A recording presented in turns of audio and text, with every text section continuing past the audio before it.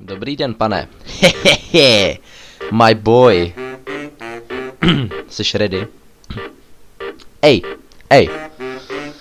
Ahoj, tady Strejda Benny, Rými k tobě míří. Vypadáš jak majny, který se cheeseburgerama plíží. Připrav se na to, jak to tady zajebu.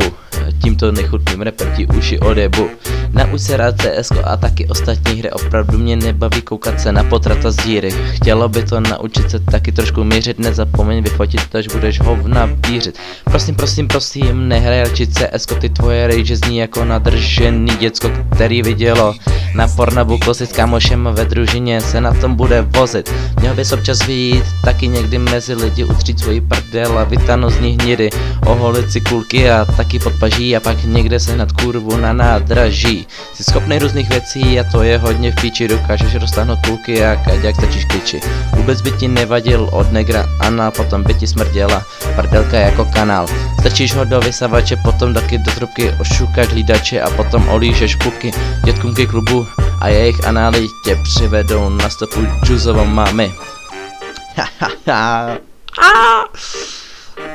On fire. Zandávám to jako pan, a tobě se to líbí, chtělo by to napodobit mrdání se židy. Trošku černýho humoru neuškodí, to radši černý humor, než si slovo na dvoří. Pane bože pomoc, já nechci nic dělat, chci si honit pero a potom venku jen běhat. To jsou přesně slova, co mi Alex řekl mi také, že z Nikolky vytekl. Oj, Benny je on fire, vynoří se z bažiny jak Flešovou máma. Nandá si knedlíky a sežere je somáčko, zatímco si se na hajzlu fotí se svojí sračkou.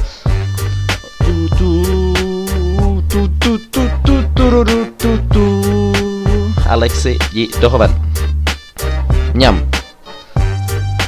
Dostaneš bídu, vole. Neskoušej nic, jo? Mua. Oh yeah. Těšíš se, ty sračko, spíčená.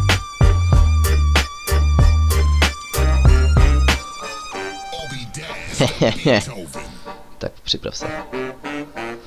Oh yeah, doufám, že se ti líbí moje slova. Zandal jsem to jako čeřa, který ho posral sova. Už mi dochází slova, nenapadá mě nic, jenom hovna. Tak prosím začni něco dělat a nenahatej běhat. Toto je tak vše, co ti asi řeknu. Strčím ti ho do huby a koule ufiknu.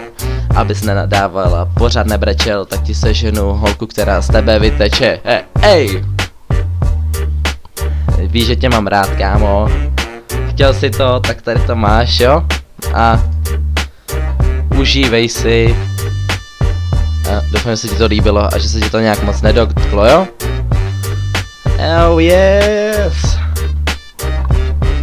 Že by chtěl být nějaký freestylist, ale nic se nenapadne, jo?